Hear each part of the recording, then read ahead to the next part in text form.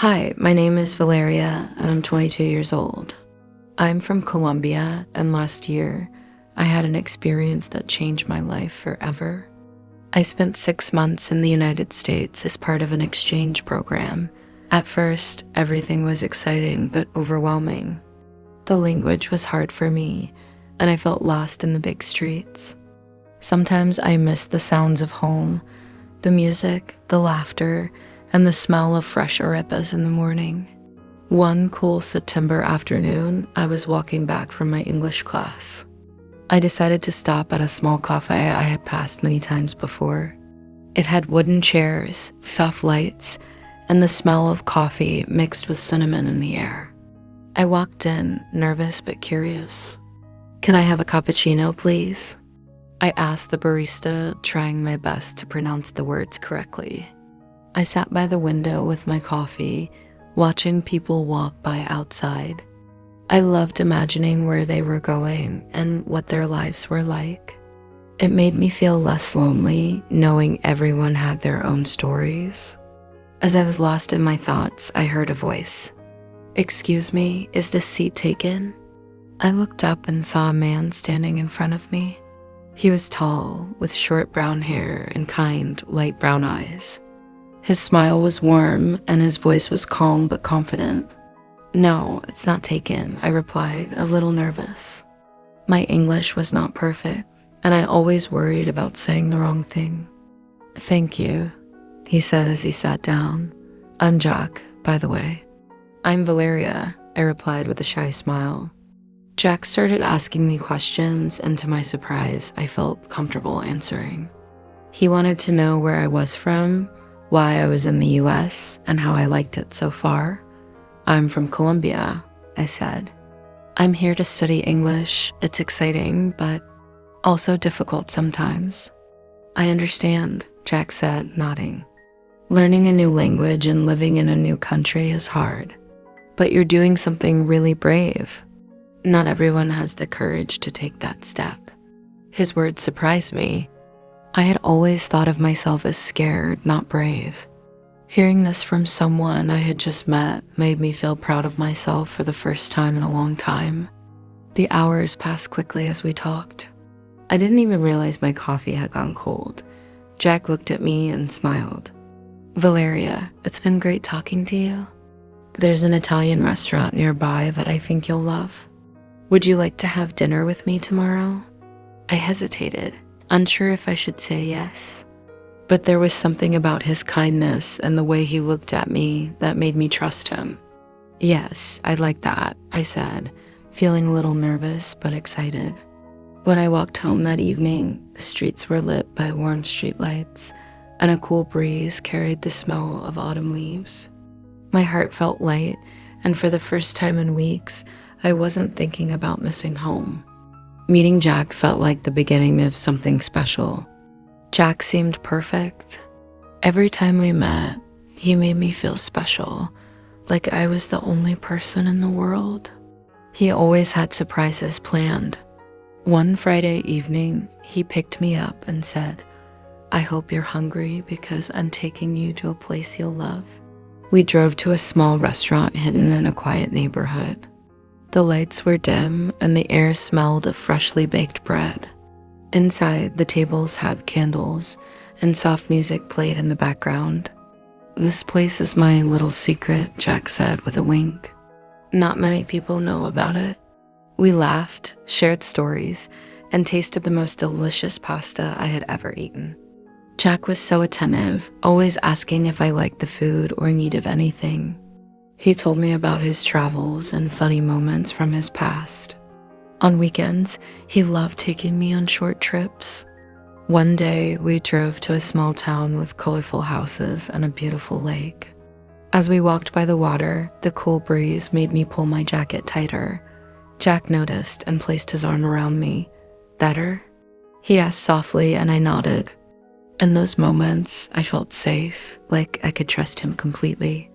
I told myself that meeting Jack was a gift, a reward for taking the risk of leaving my home in Colombia. He was always so caring. Once, I mentioned how much I missed the empanadas my mom made at home.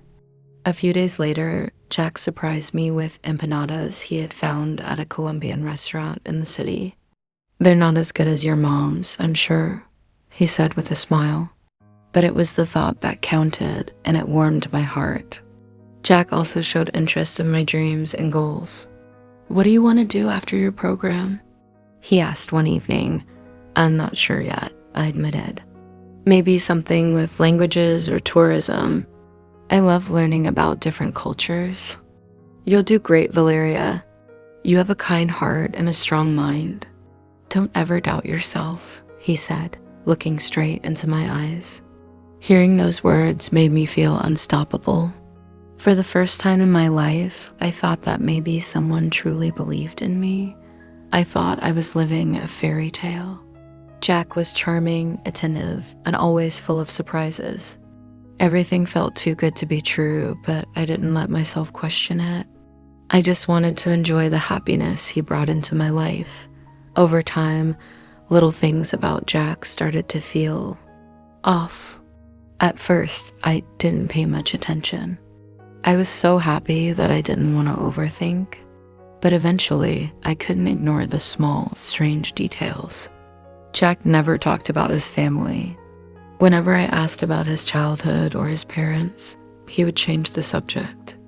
"My family is boring," he'd say with a laugh. "Let's talk about something more fun." I also noticed that Jack was always busy during certain evenings. If I tried to call or text him, he wouldn't reply until the next morning. "Sorry, work was crazy," he'd say. I barely had time to breathe. He mentioned that his job required a lot of travel, but he never gave me details. "What do you do exactly?" I asked him one day, curious. "Oh, it's just sales," he replied vaguely. "It's not that interesting." And then there was the social media thing. Jack didn't have Facebook, Instagram, or even WhatsApp. When I asked him why, he shrugged. "I don't like sharing my private life online," he said. "It's better to live in the real world." At first, I thought it was refreshing. In a time where everyone is glued to their phones, Jack's attitude felt unique. But the more time we spent together, the more I realized how little I actually knew about him. One evening, as we were walking through the park, I decided to ask him directly, "Jack, you never talk about your family or your past. Why is that?" He stopped walking and looked at me with a calm smile. "Valeria, my past isn't important. What matters is the time we spend together now. Don't you agree?" His answer was smooth, almost too perfect. I smiled back, but inside I felt uneasy. I wanted to trust him.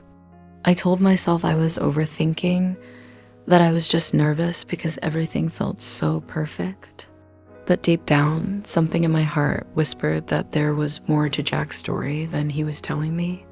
One day, Jack surprised me with an invitation. "Valeria," he said with a big smile, "why don't you come to my place for dinner? I'll cook for you." I felt my heart race with excitement. This was a big step. I had always imagined what Jack's home would be like. Was it modern or cozy? What kind of art did he have on the walls? I couldn't wait to see where he lived. The evening finally came. I wore my favorite dress, a soft blue one that Jack once said matched my eyes. I brought a small box of chocolates as a gift. The drive to his house felt like forever, even though it was only 20 minutes. When I arrived, I stood in front of a charming little house with a garden full of bright flowers. It was exactly the kind of place I thought Jack would live in, calm, warm, and inviting. I rang the doorbell, clutching the chocolates in my hands. The door opened, but instead of Jack, a woman stood there. She was in her mid-30s, with dark hair tied in a loose bun.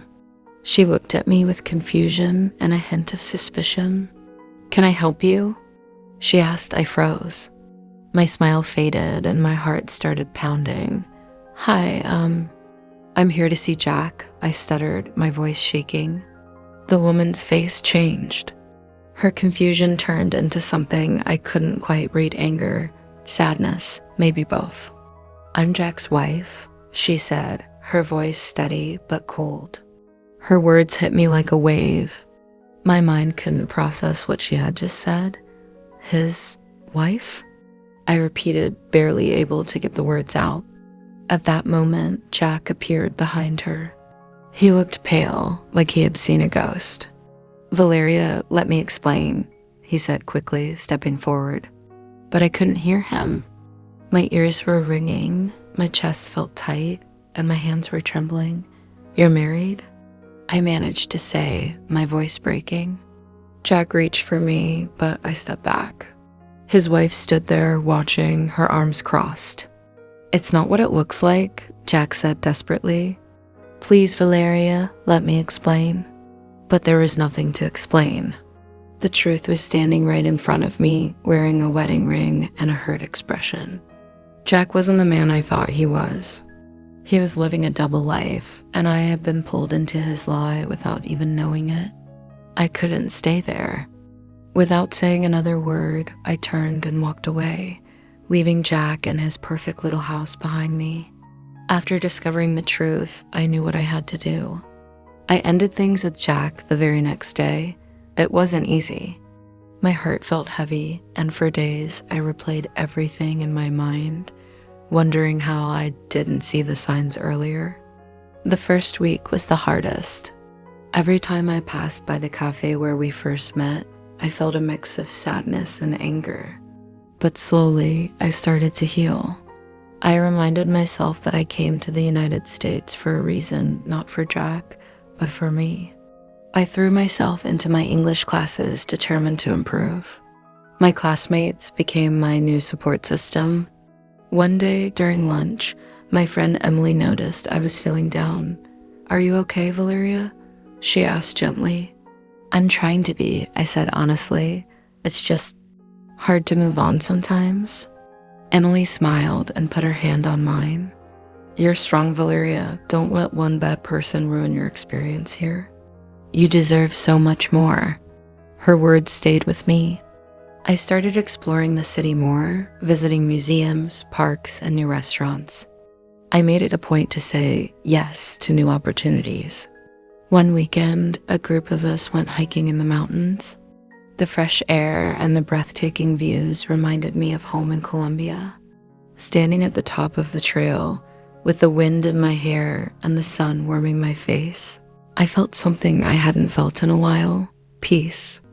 I also began to reflect on the lessons Jack had unintentionally taught me. I realized that trust is something precious, and it's okay to take time before giving it to someone. Most importantly, I learned that my worth is not defined by someone else's actions. By the end of my exchange program, I felt like a different person. I was stronger, more confident, and ready to face whatever came next. As I packed my bags to return to Colombia, I smiled, thinking about all the good memories I had made. Jack was just a small part of my journey, a lesson in a much bigger story. And while it hurt to be deceived, I knew it had made me stronger. I have found something even more valuable than love. I have found myself. Thank you for watching. Enjoyed the story? Subscribe to learn more English through real-life stories, like turn on notifications and comment your city and country. We'd love to know. Let's learn and grow together. See you in the next video.